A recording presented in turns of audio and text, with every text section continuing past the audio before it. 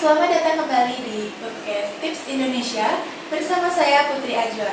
Tema kali ini sangat dekat dengan kehidupan sehari-hari, yaitu menguatkan iman di era digital. Nah, yang kita tahu, era digital membuat hidup lebih mudah, tapi di sisi lain juga membawa tantangan besar bagi keimanan kita. Nah, untuk membahas ini, sudah hadir bersama saya seorang motivator dan trainer spiritual, Bapak Askar Setiabudi. Selamat siang Bapak Askar. Siang. Bagaimana kabarnya hari ini? Alhamdulillah, luar biasa. Baik Bapak, langsung saja ke pertanyaan yang pertama. Ya. Menurut Bapak, apa tantangan terbesar dalam menguatkan iman di era digital? Iya, Mbak Putri dan para pemirsa YouTube Tips Indonesia yang soleh-soleha. Tantangan terbesar di era digital adalah bebasnya kita, bebasnya keluarga kita untuk mengakses berbagai informasi yang kadang tidak diseleksi. Di Indonesia katakanlah diseleksi, dibatasi, tapi akses luar negeri belum tentu dibatasi. Seseorang bebas mengakses apapun yang dia mau ketika dia memakai saluran dari luar negeri, ketika dia memakai platform internet dari luar negeri. Nah, tantangannya adalah bagaimana kita ini selektif gitu, Mbak Putri. Selektif hanya mengakses hal-hal yang baik, hal-hal yang bisa meningkatkan iman, meningkatkan pengetahuan, meningkatkan keterampilan.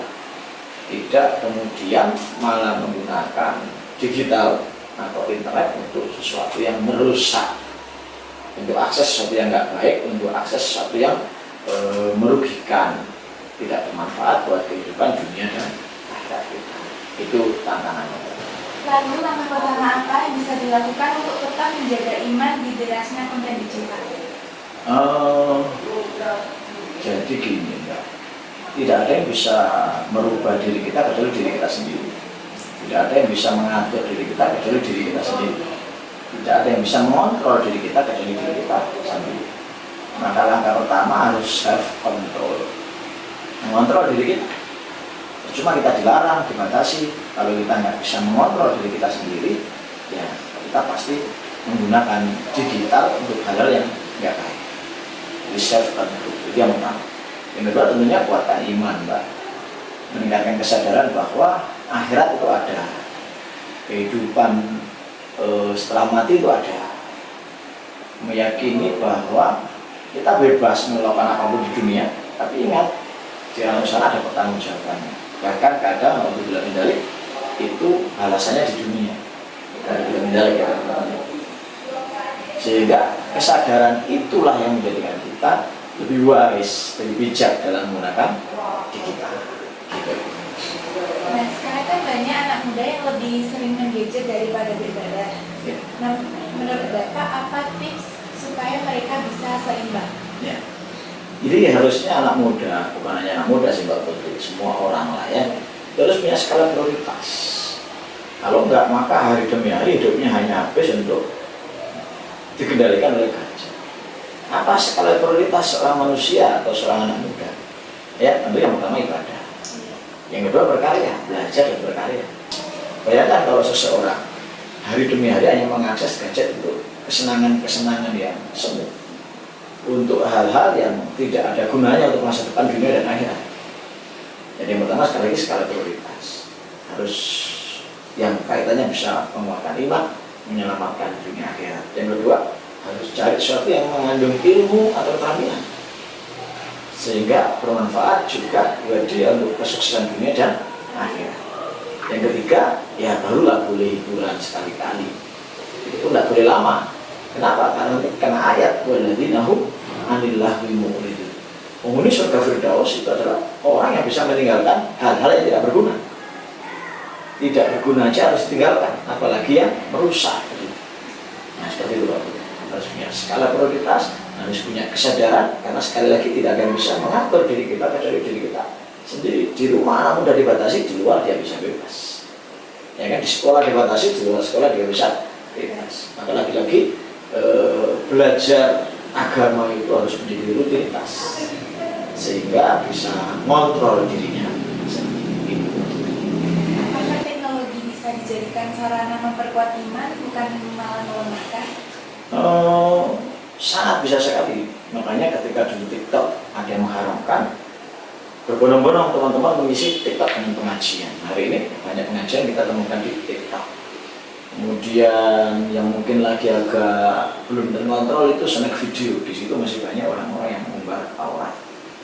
Maka kalau kita menjadi teknologi kita akan diisi orang-orang yang baik. Maka idza ja'al haq wa syaqal batil.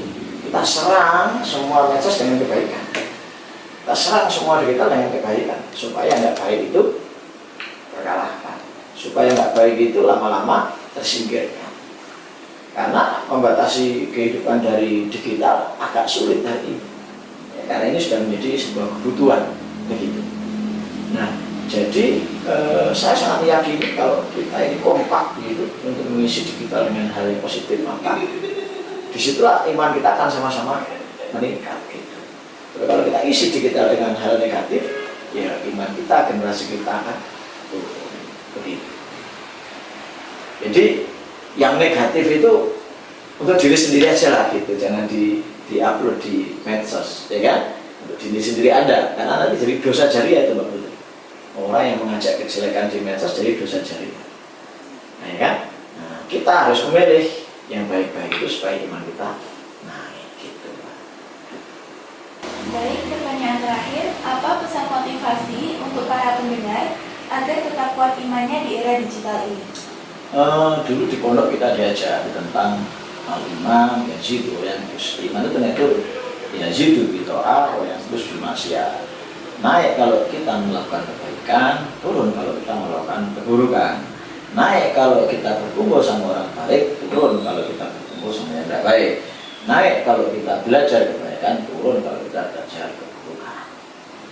Wayak wabil ilm, wayatahu bil jahal, kuat dengan ilmu, lemah dengan kebodohan. Jadi teruslah belajar hal-hal baik supaya Anda naik iman, dan jangan malas untuk belajar agama, jangan malas untuk belajar kebaikan, karena pasti akan terjadi yang namanya pelemahan iman gitu. Jadi kumpul sama orang baik, belajar yang baik ya, kemudian terus meningkatkan amal-amal baik. Nah itu insya Allah idza ja'al haq wa syaqal batil. Ketika diri kita banyak berbuat baik, yang nggak baik itu akan lenyap. Sebagaimana gelas itu Mbak, kalau awalnya kotor, kita isi terus dengan air putih, lama-lama apa? Bersih. Seperti itulah manusia. Itu Mbak. Terima kasih banyak Bapak Askan atas wejangan yang sangat luar biasa. Terima kasih juga teman-teman yang sudah menonton podcast ini. Jangan lupa like, comment, share, dan subscribe channel ini. Bye-bye. Bye.